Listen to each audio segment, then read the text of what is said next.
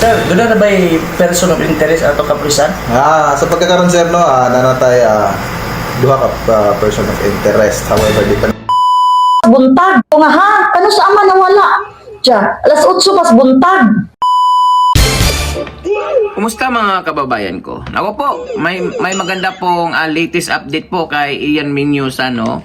Ay na kung saan po ay baka ngayon o bukas lalabas na po yung resulta ng sinisagawa ng SOCO ng ang autopsiya. Kasi ginawa po doon sa may Davao kasi nga po walang doktor dyan sa Butuan City.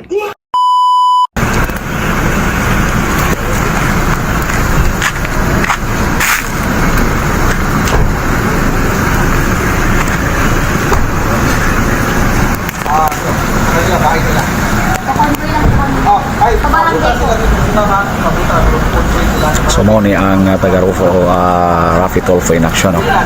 Mga Tagalog din sila, mga kasama, mga kaigsona, no? So mo convoy lang daw sila, no? So mo na ilang video kining cameraman. Itong isa, mga to yung staff, no? So mao nang every now and then, no, ang taga-Armen DXBC kaubanan ng IFM mag-update no mga idol, mga kasama sa dugang pa nga mga katikaran, update sa nagpadayon nga investigation sa tumaginsakan sa kapulisan diri sa Ampayon PNP ubo sa pagpanguna ni Police Major Lodonia, no, Ian Lodonia, para mahibaw na to as soon as possible kung kinsa ang responsable, kinsa ang brutal, no, kinsa ang mipatay, no, sa naisgutan nga bata nga 2 anyos, mga idol, mga suki nga tigpaminaw. So to si Major Lodonia, no, atong sundon karon nga mga panahon na Lodonia, Police Major Lodonia. Okay, so mosulod ta karon sa Ampayon Police Station para sa atong mga sa atong i-conduct na interview, no, ni Police Major Lodonia, no, ang hipi sa station number 4. Kay doon na tayo mga nasagat ng balita nga doon na nakunoy resulta sa autopsiya sa bata, no, mga idol. Sulod ta, no, dali sa Ampayon PNP. Okay mga kasama, no, diya ta karon sa opisina ni Police Major Lodonia, dali sa station number 4 aron na ato siya interview, no, pangayoan nato update bahin atong unsa ni update, no, sa katong 2 anyos na itong naay brutal nga gipatay grapitas may barangay Kamayahan ng atong syudad sa Butuan, no, mga Asa, pagi. Favorites, pawot ng mga katakron sa may Butuan City Police Station ng Garuta bahit sa kining autopsiya sa mga bata. sa pagkakaroon sir, no, humana o guan, humana ang autopsy sir, pero gipakuha pa nato sa Davao ang result dito. Gipakuha pa nato sa Davao ang result, so dili pa gid makahatag og statement kasi kay wala pa man ang magunit tigil ang result. So sa ato pa, pila na po din kadlaw di sir mabuhatan nato sir. Karon og maser na Mahatag na. result sa isa. Oh. Gipakuha na ako sa akong personnel dito sa Davao sir. So, kining naman ko dato nga taga local national media sir. Saan lang ito yung kanina sir? Same ra gyapon sir, gusto nila masuta gyud og sa ginataw ni Tabo sa maong pagkawala sa bata. And ang lapong kuan is ang atong tabang ni Sir Rapid manay tabang siya si Rapid sa makatudlok o kinsa gyud ang team mo din sa Ato nakita sir niya himan ang gidikanan sir ni katong pamilya ninyo sa usa po ilang pagkato sir. Ang purpose lang ginato is aron ma-interview lang gid sila. Mao lang gid kon yapon to. Ipangutaan na lang og willing na sila mo undergo og lie detector test. Paligiusa lang to aron delikado ka area man tuan. So gipari lang diri. Aron bali mahimo pong ako na po mo translate sa uban kay dili mo makatagalog to pa pamilya. Okay. Sir, doon na ba'y person of interest ato kapulisan? Sa pagkakaroon sir, no, nanatay duha ka person of interest. However, di na mo pwede gid maisulti og kinsa kung taga diin kay if mugaw sila ang mga pangalan is basin makita mo gud nila ni makita mo gud nila ni nga kuan nga interview. So sa pagkakaroon sir, mao lang to akong kuan limited lang nako nga naa na pero di na mo pwede isulti og kinsa o asa sila. So kay kuan pa kay crucial pa jud kayo. Crucial pa jud kayo ng investigation kay person of interest pa man jud sila. Dili sila ingon nga mao jud sila nagduha. Kung naa ang person of interest sir kung pamatud-an nga gi at tamas-tamasan ang mao nga bata sir, kinahanglan unsa na pa ibuhaton ninyo na sir? Kinahanglan pa ba nga mangita og eyewitness para Yes sir, sa pagkakaroon sir no, atuwa sa among sa area ang kuan among uban nga personnel para di makita og kuan sir, possible nga witnesses sir.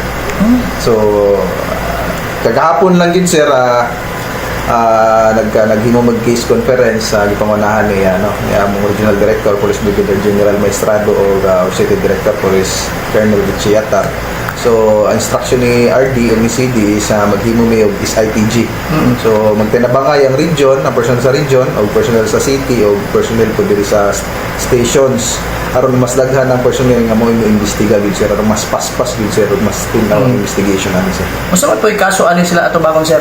Ani sir no is possible sir murder kid ang makaso nato ani sir, non-billable ni siya sir. So, hopefully gid sir o mapumatud-an gyud nga naagi foul play. Lagi foul play nga nahitabo. Dili aksidente ang pagkawala o pagkamatay sa bata. At itong paningkamutan ni sir nga manubag yun yung tawahan na sir o maumagidya ito siya naghimo sir. Minsahe lang rin mo sir sa mga katawhan na katulabidan sa itong mga butuan nun sir. Ko alang no is maulang gyapon ako minsay sama sa mga niagi is kato gyapong limitahan gyapon nato ang pag tuo-tuo o pagpakalat og mga false information na dili pa gid siya verified o wala pa tay mga kuan ba na sa tawag ani, wala pa tay mga pagpamatuod. So dili sana po nato i-judge ang mga ginikanan kaya actually nakaistorya na ko ang ginikanan. Naapektuhan nilang mga anak sa pagkakaroon dili na gani mga eskwela yung mga anak tungod kay medyo naapektado na pud sila sa chismis no, sa chismis naman nakakahaka tudlo-tudlo nga ilang ginikanan mao ni ang mga pagkatao silang ginikanan nga in which dili na magitinuod na niingon nga customer na ko ni pagsuta na mo dili man taga diri taga laing probinsya. Mga nga katong gahapon nga migawas nga igsuon dili mo gito igsuon. Dili to tinuod kaya mga igsuon na to niya, mga igsuong laki is mga bata pa. Limpyo og lawas, nakita to gahapon nga nay tato. So kuha lang advice no, di lang ta magtuo kay nakita ra pa nako nga daghan og mituo. So katong lang mga aiming nga vlogger, so likaya na to no.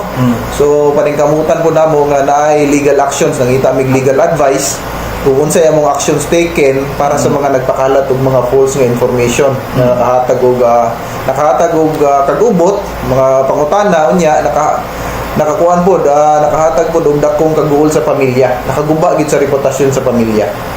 Salamat sir og kapay adlaw. Yes sir, dagan ni salamat sir. Pas buntag ko nga ha, kano sa ama nawala. Tiya, alas 8 pas buntag, ningon siya. So ningon ko nga, sige, mangita kong tanod, kay aron makaadto mi dito. So mo to nga, kato si Gemma Salino og ako, nangita mig tanod, mo nang iadto mi dito, mga 6 kape na mi sa gabi. Mas di ka po eh. Ay mo tayong buntag daw. Kayo mas. Aron ma'am, pag-interview sa mama, nga wala man sila ni-report dayon dire sa barangay hall. Aron ma-blatter. So ang sulti niya sa ako, wala ko na sila niyan sa barangay hall kay basin makit-an nila ang bata. So mao to nga while nga nag-interview ni sa oras ka nakabalo. alas 4 ma'am, kating ulan. Oo. Moto, grabe mang ulan diri ma'am. So nangita pa kog tanod, nangita pa ko og nagpilis pa ko, nabasa ko. So niadto dayon ko sa bukid uban ko akong kumari nga nagpahibalo sa ako. So pag adto dito, mao lagi si Gemma Salino ma'am. Siya nagpahibalo nako. So ako gyud ang una niabot dito sa ilang balay nga barangay official nga ngano nga wala sila maanhi dire. Aron sa pag-blatter. Aron may balo ko Hindi mo rason na basig makita na rin. Oo. Unya ma'am, while nga nagstorya mi dito, naay nabuhian ang mama sa ako nga istorya nga mahadlok na jud ko sa akong bana. Oo, basig unsaon daw siya. So ako nakadungog og si Gemma adto nga istorya. Kung makinig mo siya, ano?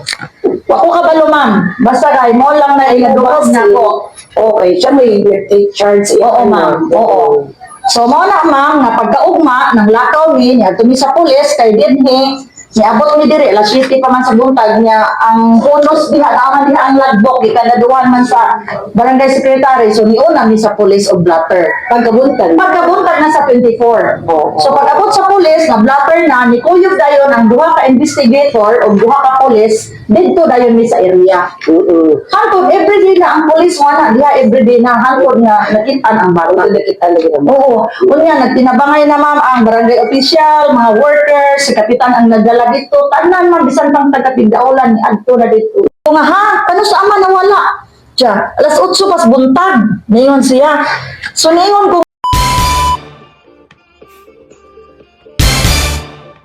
Kumusta mga kababayan ko? Ako po, may maganda pong latest update po kay Ian Minyusa, no?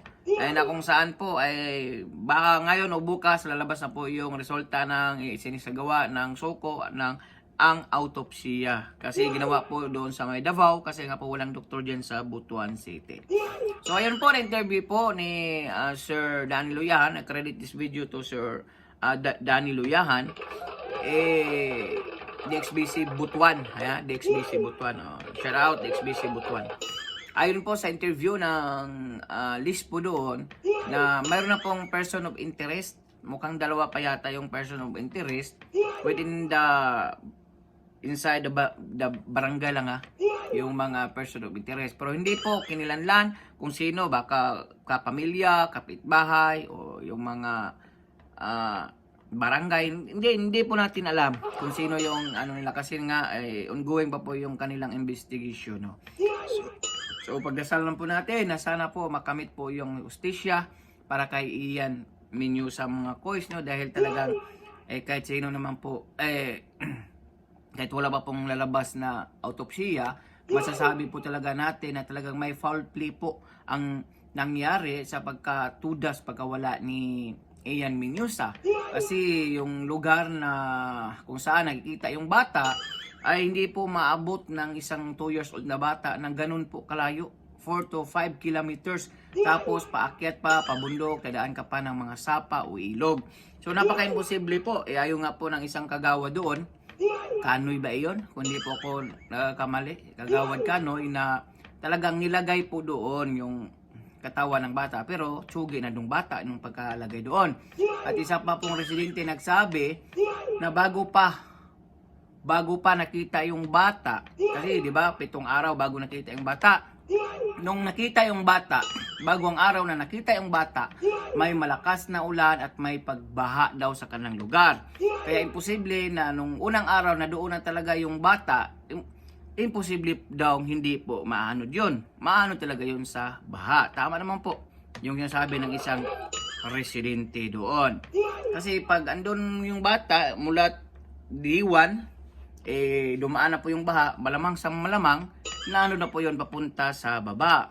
Pero yung titignan mo ng itsura ng bata, hindi naman po siya nakikitang nadaanan po ng baha.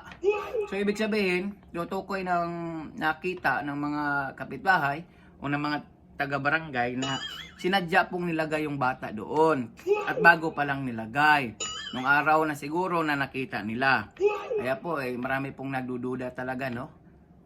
Hindi po natin masisi yung ibang tao sa kanilang pagdududa. Kasi nga po, imposible naman po talaga na mawawala yung ganong edad, 2 years old na bata kung walang mga magulang. Mayroon pong mga magulang nagbabantay. At higit sa lahat po, nung unofficial statement ng isang list po na doon, nakitaan po ng biak sa ulo yung bata. Tapos, alam niyo naman, nag-decomposition na yung yung balat sa mukha, pero yung katawan okay pa naman. Yung bandang ulo lang. Doon nakita lang yung skull o yung bungo na mayroon pong biak. So, sabi ng iba, baka po daw nalaglag. Hindi daw, baka po nahampas o baka nabato. Yan pong iniimbestigahan hanggang sa ngayon ng mga otoridad. Kaya po masabi po talaga ng mga taong bayan, ng mga netizen na mayroon po talagang foul play ang nagaganap. Si Konsehal naman ay talagang sigurado po siya, tinutukoy po niya, si Konsehal Canoy ba yun? Tinutukoy po niya na ang suspect doon is yung mga magulang lamang. Kasi nga po daw ay bago pa, nung D1 pa lang ay nakakaduda na po daw yung mga kilos ng mga magulang. Di umano, sabi pa nga ng isang hipe na hindi masyadong makipag-cooperate yung mga magulang sa mga kapulisyan. But cause, mas cooperative si nanay doon sa mga manggagamot o mangtatawas. Sabi po yan ng hippie, di ba? Wala po tayong magagawa niyan. Sila po nag-iimbestiga Kaya nga po, yung pagdududa ng taong bayan, nakatutok lang po sa mga magulang ng bata. At isa pa doon, yung pabago-bago ang testimony o statement ng isang magulang sa tuwing may mga interview na ginaganap ng mga vlogger o ng lispo, hindi po makatugma, magkaiba-iba po. Hindi po natin masisisi si nanay. Baka po naguluhan na po siya sa pangyayari, walang tulog, walang kain, kaya na po nagkaluhalo na po yung mga iniisip niya, no? Siyempre, ikaw ba naman, magulang, mawawala ng anak, ay talagang malulungkot ka. Yun pa kasi nakikita ng ibang taong bayan, ng mga netizen, na yung pabago-bago ng testimonya ng magulang. Kaya nga po napagdududahan yung mga magulang Well, talagang the last result niyan po ay talaga yung paglabas po ng autopsya na ginanap sa bata na andun pa po sa Davao. Kung makukuha ngayon or bukas, panigurado na po yon na malalaman natin na may foul play. Pero hanggang sa hindi pa lumabas yung resulta ng suko, ay meron na pong initial po na mga person of interest, yung mga kapulisyan. Sabi ni Hepe na 2 siguro o 1 ng mga person of interest. Well, malalaman lang po na yan pagkatapos po ng final examination, final and official na pag-iimbestiga kay Ian Menyusan. Nakakawawa naman po talaga, no? Kasi kung talagang kung in my own opinion lang, no, kung nadisgrasya yung bata, kung nalaglag lang, wala naman po sigurong dapat ikatakot yung mga magulang. Depende na lang siguro kung yung pagdidisiplina mo ay hindi mo na pigilan yung emosyon mo, talagang napuruhan siguro. Or hindi po natin alam, puro kahakala po yung mga opinion ng taong bayan hanggat hindi pa po yung official result ng ginagawa ng suko at ng mga kapulisyan dyan sa Butuan City. Opinion po, pag-komento po ng yung mga opinion o reaction sa comment section ng ating video. So for now, I'm Gan. God bless all. Peace. Bye-bye. Ingat po kayo lahat. Our hearts beat to the city streets. We began to feel the fire. We rise like